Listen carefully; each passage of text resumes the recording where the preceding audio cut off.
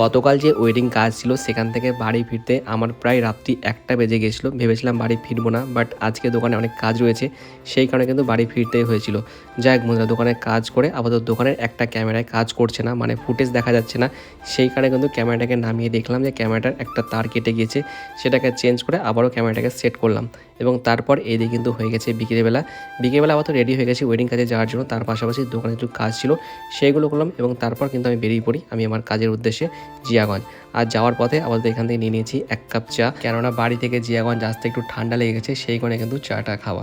যাই হোক বন্ধুরা, চা খেয়ে আমি কিন্তু চলে আসি বিয়েবাড়ি এসেই কিন্তু আমি আমার প্রথমে ক্যামেরাটাকে সেট আপ করে নিই এবং তারপর চলে আসি একটু বাইরে এই ডেকোরেশনে কিছুটা ভিডিও করতে। ডেকোরেশনের ভিডিও হয়ে গেলে এইদিকে এই ছেলেগুলোকে দেখো, এরা কিন্তু আমার সাথে বেশ মিশে গেছিলো বলতে পারো, এবং আমি যে ওদের কাছে অচেনা এবং ওরা আমার কাছে অচেনা সেটা মনেই হচ্ছিল না। যাই হোক বন্ধুরা, ডেকোরেশনের ভিডিও তো হলো, এবার ব্রাইডে কিছু সিঙ্গেল ভিডিও নিতে হবে এবং তার সাথে ছবিও নিতে হবে। আর এই কাজটা যেহেতু অভিজিৎদা ছিল, আর অভিজিৎদা একজন ফটোগ্রাফার, সেহেতু অভিজিৎদা কিন্তু ছবি তুলেছে আর এদিকে কিন্তু আমি ভিডিওটা করে নিয়েছি। আর শেষে আপাতত বাড়ি যাওয়ার পালা। তো চলো বন্ধুরা, বাড়ি ফিরে আজকে ভিডিওটা এখানেই এন্ড করি।